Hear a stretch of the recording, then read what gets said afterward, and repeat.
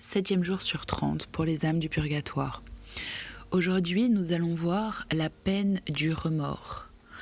Alors, dans une première partie, nous allons parler du mal qu'il fallait éviter, ensuite du bien qu'il fallait pratiquer, mais je vous propose de commencer par l'exemple.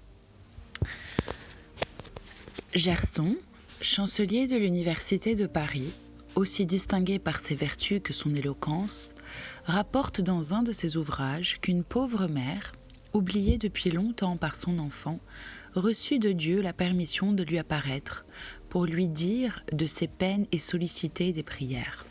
« Mon fils, s'écria-t-elle, mon cher fils, pense un peu à ta pauvre mère qui souffre tant, considère les affreux supplices au milieu desquels la justice de Dieu me fait expier les fautes de ma vie mortelle. Le plus insupportable de tous est le remords, le regret d'avoir si peu aimé Dieu qui m'avait accordé tant de grâce. Quoi ? Avoir offensé un Dieu si grand, si saint, si juste, si éclairé, un Père si tendre, un bienfaiteur si généreux. Ah, cette pensée m'accable et me tue à chaque instant. Ce ver rongeur est comme un poignard aigu qui me transperce sans pouvoir me donner la mort, qui me torture jour et nuit et m'arrache des larmes de sang. Néanmoins, je suis forcée de m'écrier en frappant sans cesse la poitrine « Mon Dieu, vous êtes juste et équitable. Si je souffre cruellement, c'est par ma faute, ma très grande faute. Ô mon fils, si tu m'aimes encore, aie pitié de moi.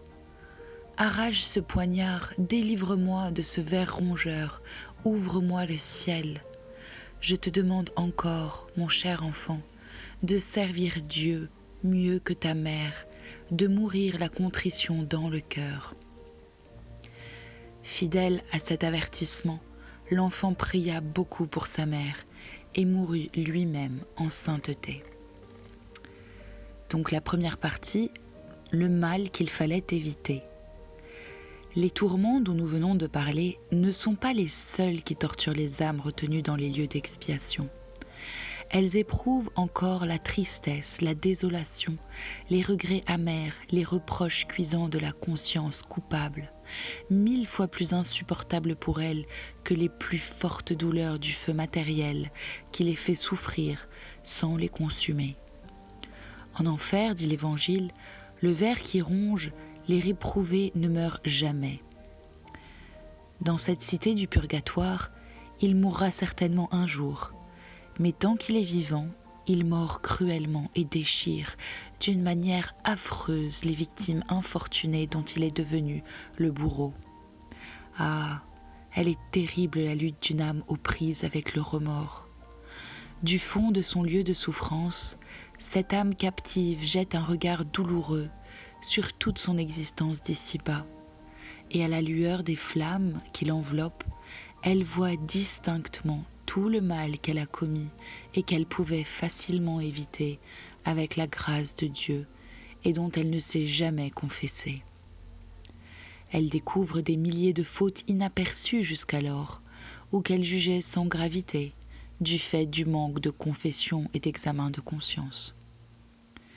Forcée de se reconnaître coupable, tandis qu'il n'aurait tenu qu'à elle de faire l'effort d'aimer plus et d'être juste en tout, cette pauvre s'afflige profondément et s'écrie dans le délire de sa douleur « Mon Dieu, vous êtes juste, et votre jugement est équitable.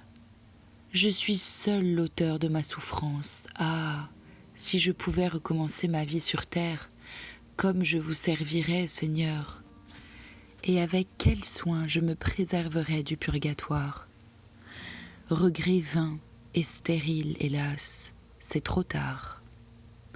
Instruisons-nous, âme de foi, fuyons le péché, faisons pénitence ici-bas, afin d'éviter cet aiguillon douloureux, ce ver rongeur du purgatoire. Mon Dieu, frappez, brûlez, broyez en ce monde, pourvu que vous nous épargniez dans l'autre. Le bien qu'il fallait pratiquer.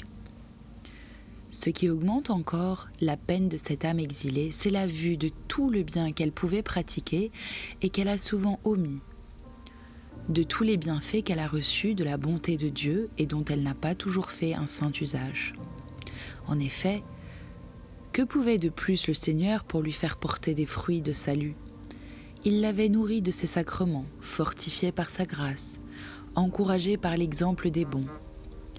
Aidée de tant de secours, elle devait parcourir à pas de géant la carrière de la sainteté et arriver, comme tant d'autres, à la plus haute perfection. Mais malgré tout, elle s'est arrêtée souvent dans la voie. Souvent, elle a marché avec lenteur. Ah, si elle avait été généreuse pour s'infliger quelques pénitences, quelques mortifications.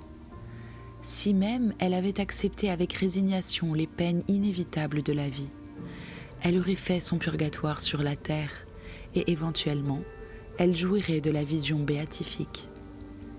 Et maintenant, elle endure par sa faute et sans mérite les peines incomparablement plus grandes. Au milieu d'une couronne de gloire qu'elle pourrait avoir dans le ciel, elle est torturée par une couronne de flammes en purgatoire. Oh, que ce souvenir est affligeant. Âme, n'avons-nous pas nous aussi fait peu de bien ? Avons-nous prié pour le soulagement de nos parents défunts ? Prenons la résolution de faire mieux à l'avenir avec l'aide de Dieu et le secours de Marie. Prions.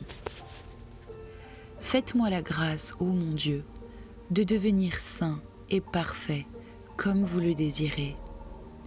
Les âmes du purgatoire, pour s'être un peu négligées, en sont sévèrement punies par les regrets qui les déchirent sans relâche. Apaisez leurs remords, Seigneur, en leur pardonnant leurs fautes, car il est trop aigu, le glaive qui les transperce. Ô Jésus, soyez leur propice. Appelez vos enfants et nos frères au sein de la gloire, qu'ils reposent en paix. Amen.